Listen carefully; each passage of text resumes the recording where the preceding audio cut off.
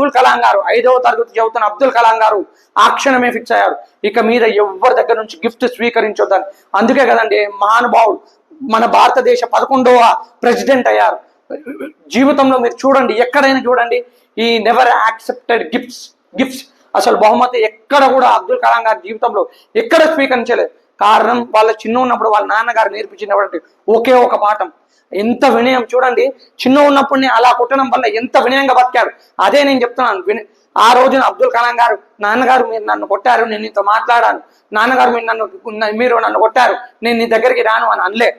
దగ్గరికి చేర్చుకోగానే అయ్యో నాన్నగారు అని చెప్పి అబ్దుల్ కలాం గారు ఎంతో వినయంతో వెళ్ళారు. అది వినయంతో బ్రతకడం నేర్చుకోండి. మనం పెద్దలు చెప్పేది వినండి, మన నాన్నగారు చెప్పేది ఎప్పుడు మన మంచి కోసమే.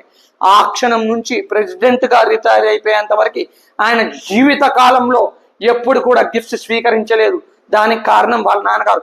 ఇంకో విషయం చెప్తాను, హయ్యెస్ట్ సివిలియన్ అవార్డు భారతరత్న ఉన్నటువంటి అబ్దుల్ కలాం గారు జీవితంలో 2 మాత్రం ఎక్కడికి వెళ్ళినా చెప్పుకునేవాళ్ళు, 2 ఖచ్చితంగా చెప్పుకునేవాళ్ళు. ఏమని చెప్పుకునేవాళ్ళు అంటే, ఈ రోజు నేను ఈ స్థాయిలో ఉన్నానంటే కారణం ఒకే ఒక్కరు, 2 అని చెప్పారు. ఒకటి మొదటిగా మా నాన్నగారు, 2వది నిజం చెప్తున్నాను, నేను చెప్పింది మీరు అబద్ధం అనుకుంటే ఆ వింగ్స్ ఆఫ్ ఫైర్ అనేటువంటి బుక్తో మీరు చదవండి, మీకే దొరుకుతుంది. 2వది ఏం చెప్పారంటే, ఆయన చెప్పింది 2వది భగవద్గీత అని చెప్పారు. అంత పరమ పవిత్రమైనటువంటి గ్రంథం. మీరు కూడా ఇప్పుడు చదవడం నేర్చుకోండి. మీరు ఇది బాగా గుర్తుపెట్టుకోండి, అబ్దుల్ కలాం గారు ఇంత వినయంతో ప్రవర్తించినందుకు, చిన్న ఉన్నప్పటి నుంచి వినయంతో ప్రవర్తించినందుకు భగవంతుడు ఏ స్థాయికి తీసుకెళ్లాలో చూడండి. నేను చెప్పింది అబద్ధం అనుకుంటున్నారా?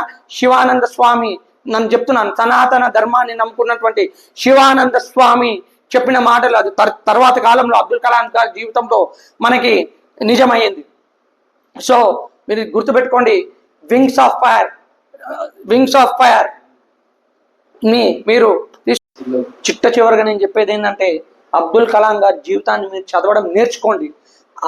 ఆ పుస్తకంలో నుంచి మనం కూడా అబ్దుల్ కలాం అవ్వాలి అన్నటువంటి ఒక చిన్నగా, నిజంగా అబ్దుల్ కలాం గారిని ఇన్స్పిరేషన్గా తీసుకోండి.